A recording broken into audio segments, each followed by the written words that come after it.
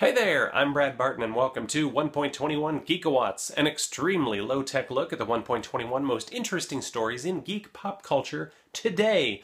The new animated series Star Wars Rebels premiered on Disney Channel on Friday. You can catch it again tonight on Disney XD if you're so inclined, and you should be, because it was pretty good, actually. It's worth checking out.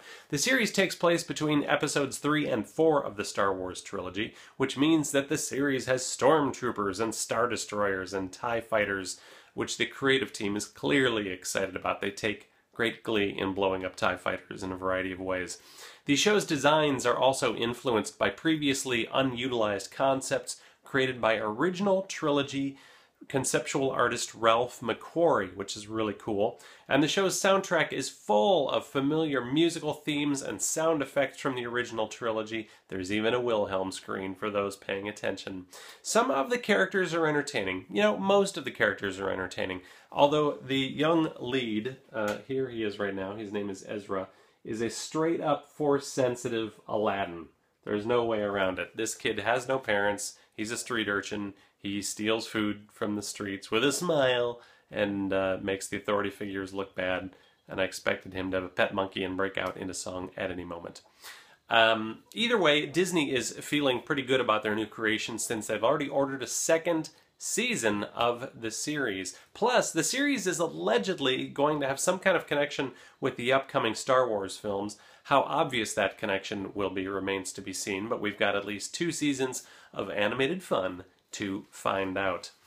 In mutant superhero movie news, the screenwriter and producer of X-Men Apocalypse, Simon Kinberg, told Collider.com that the 2016 film will be the concluding chapter of the First Class trilogy. Apparently we've been having a trilogy. It'll continue to deal with the relationship between Professor X and Magneto and the relationship that they both have with Mystique. He added that this isn't to say that this is going to be the very last time that we see these versions of these characters again, but that Apocalypse, which this time is slated to take place in the 1980s, will tie up some plot lines. I didn't know there really were any dangling plot lines, but hey, apparently there are. You know what this sounds like to me, ultimately? This sounds like the contracts of James McAvoy, Michael Fassbender, and Jennifer Lawrence are up after Apocalypse, and that they might not necessarily be coming back for more, because those three do have pretty impressive careers beyond the X-Men films at this point. So what might this mean for the X-Men series going forward? Recasting? Pseudo-reboot?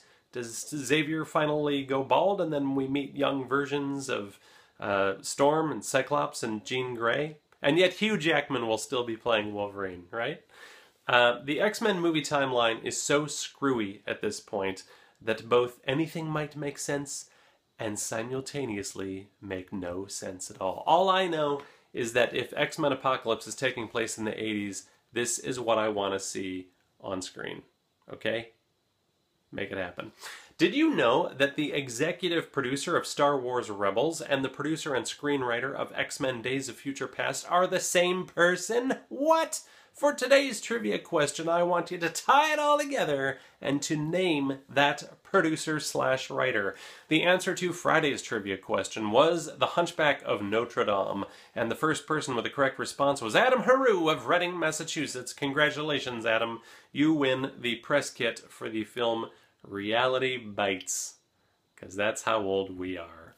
That's all for today, everyone. Thanks so much for tuning in. If you enjoyed this free bite-sized chunk of geekitude, please do share it with a nerdy friend and help spread the word. You can like the 1.21 Geekawatts Facebook page. You can say hello on that Facebook page or in the comment section attached to this video. You can subscribe to the channel, never miss a nerdy second. You can follow me on Twitter where I'm at BradBarton72.